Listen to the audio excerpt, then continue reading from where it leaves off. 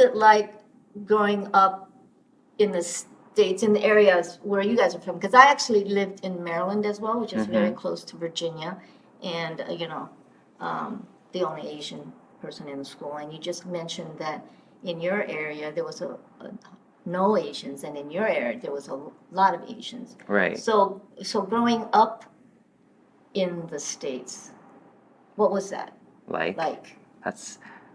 I mean, do you want to start with yours first? Well, I feel like in Virginia, like Northern Virginia, there's a lot more Asians, but it's still, a huge minority, and I still feel like a foreigner in my own country, to be honest.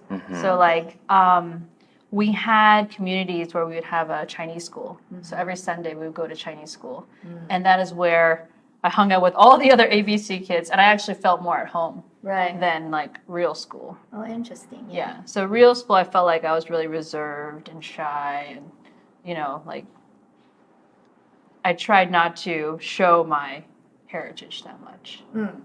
Heritage as in your Asian heritage. My Asian heritage. Yeah. But you were with Asian friends, so how did you justify that, or what was the thing?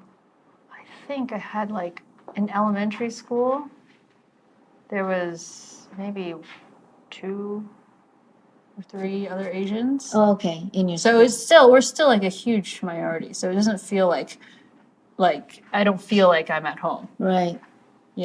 And I used to not tell anyone that I did wushu. I told people that I did ballet. Like it was to that point where I felt that I couldn't express myself in that way. What made you feel like you couldn't express yourself, like doing wushu? Like I think I understand it, but like maybe some people don't really understand why that's something that you felt like it was to be ashamed of, or something that you wanted to hide. I think it's just that I didn't feel that other people understood what that was, or and also I just didn't look like everyone else, and I don't think like that you were already someone different. Right? Right? I was already someone different, and I didn't think I really understood what that meant. Right. And so I just figured it'd be better for me to hide that. Right. I think it's like growing up ABC, or Asian American, I think is probably a better term, is like if you grew up in a predominantly white or just non-Asian like community, like it's really easy to be like pinpointed, like you're different. And then so that's why a lot of people who are Asian American, like they don't want to like identify as their Asian self, because it's something that we're constantly reminded to be ashamed of, like we're made fun of because of it. So then like you don't want to identify as that part of you, so then you want to be more quote unquote American so that you can fit in, because the part of you that was Asian is like constantly reminded that because of that skin color or that cultural background you're lesser than. And then that lesser than is brought upon by people making fun of you for having slanted eyes, or speaking Qing Chang Wing Wang, or eating cat, as they would say. Like I grew up with stuff like that as well, and especially in rural like Virginia, there were 2 Asians in my whole school, and the other person had a different last name, and I would have people come up to me and be like, "Oh, are you and so brother and sister?" And I'd be like, "We have different last names. What do you think?" And then they'd be like, "Well, you should date her then." It's like, oh, so I can only date another Asian person? Like, it just didn't make sense, but that's what you grew up with. I was very fortunate because my mom, and I mentioned it on your show before, is like, she really, really like made sure that we felt proud to be Asian. And then she did it in ways that I felt are very ingenious, and I'm so grateful for her in retrospect. She would always make us celebrate every holiday, American holiday, Thanksgiving, like Easter, all of those, Halloween. But then she would also make us celebrate Chinese New Year, 端午节, like everything that you could think of, she did it. And then she would make us listen to Chinese music on the car.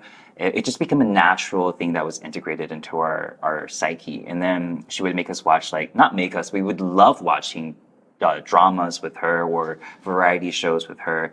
It just became something so natural that if I went to school and someone made fun of me for being Asian, I'd be like, what? Why are you making fun of me? Like, I like being like who Yeah. I am. Yeah. And it just was never something that I felt ashamed of. But with my peers or other people that I went to Chinese school with, because I went to Chinese school as well, I could see there was a huge like their parents didn't spend that much time trying to make them proud of that part of them because they're from that country, so they didn't understand that raising their kid in an American background that their children were facing that kind of like feeling in school or amongst their non-Asian peers. Like so it was easy like when they go to Chinese school, they're like, why am I here? I don't even want to like identify as Asian, and like I have to learn the language that's making me more weird amongst like my non-Asian friends. Like you could see that struggle, and then it was I can understand it. Like growing up, like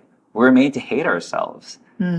We really were. Yeah, it's about self-confidence and self-image. But the thing because is, self-confidence, self-image is something that It's is built- taught, right? Yes. Yeah, That's what I'm saying. So right. your mom had a big hand in that Right. because I'm kind of a little bit, even though I'm older than either one of you, I also had the same kind of thing, except with a little twist because you guys know I have Caucasian families. I was adopted by a Caucasian family. So growing up, I did not have that Asian family background to go with. I didn't have to go to Chinese classes. I didn't have to do any of that. And I was not wanting to be different, just like what you mentioned. I wanted to be like everybody Yeah. else in my circle. I don't know. think it was something that like I wasn't proud of Right. my culture. Right. And I loved going to Chinese school. Really? It like Wow. as weird as I loved going to Chinese school. I loved the culture.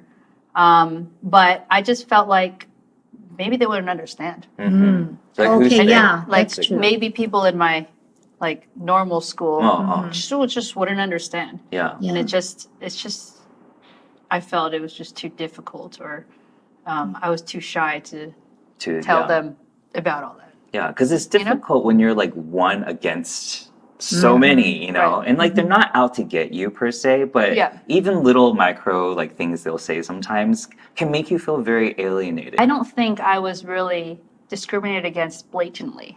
Like in school, it wasn't like people would, call me chinky chink or like, oh, this and that. I wasn't really like discriminated blatantly, and people weren't calling my names or bullying me because I was Chinese. But I feel like there's some underlying thing that they don't understand about my culture Right. that I feel like I don't want to share. Right. I Yeah. don't want to share that with them, and I feel like if I share that, maybe they won't like me. Right. Because you'll know how Yeah. they're going to respond to it. Exactly. Yeah. Right. Growing up Yeah. is already hard enough as any person. Like you're going through like trying to figure your identity, but then like when there's no exposure to it, like us growing up, like you didn't see much Asian influences on TV. So it's like when you grow up with that, it's hard for you to feel confident in showing that side of you because Yeah. you don't know how people are going to respond. Yeah. For me, like even when I worked at my mom's restaurant, I had so many people. It's like it's so obvious it should be obvious that my English is very like local, you know, like I've obviously been here, but then automatically I would get people be like, wow, your English is so good. And then how I would respond, no one taught me this. I just responded very sassily. I'd be like, well, I was born and raised here, so I Yeah. hope my English is good enough for you. Yeah. But thank you very much. Your English is good as well. And then they I would get tired of hearing that. yeah, Same I thing. get tired you of know? hearing it. And then one time I remember there was a customer that came in, and then it was these two couples, like middle-aged couples. And then they sat down at the table, and then one of them looked exactly like my English literature teacher. And then I said to her, I was like, oh my God, you look like the splitting image of my English teacher. You look exactly like her. And then she said to me, she was like, well, she must have taught you really well because you speak it so well.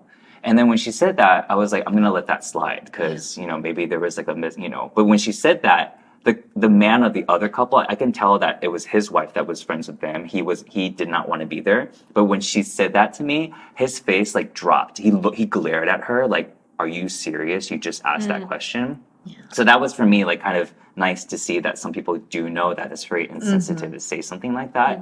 And then when I came back and I was going to let it slide, she said it again. She's like, how long have you been here? Your English is so good. And so that's when I was like, I was born and raised here, so thanks. Like I appreciate your compliment, but I'm obviously from here. And then that's when like the husband of the other side looked at her like he was like, God, you're such a dumbass. Like and I know she didn't mean it maliciously, so you can't get mad. Yeah. But then I kind of was like a little bit snippy about it. I would every time I came back with food or whatever for them, I'd be like, I'm like, have you read Jane Eyre? And then she's like, no. I was like, you haven't read the American classic Jane Eyre? I thought everybody in America had to read that. And then I would come back again and be like, so have you read Wide Sargasso Sea, which is kind of like a sequel to Jane Eyre, like an unofficial. You haven't read that either? Wow, I'm really surprised you haven't read these classics. And so needless to say, like her and her husband left me like a really bad tip, but the man of the other couple left me like the biggest tip like ever. Like I think he was like enjoying because every time I did it, I could tell he was enjoying the show. He was like, this is great, like entertainment.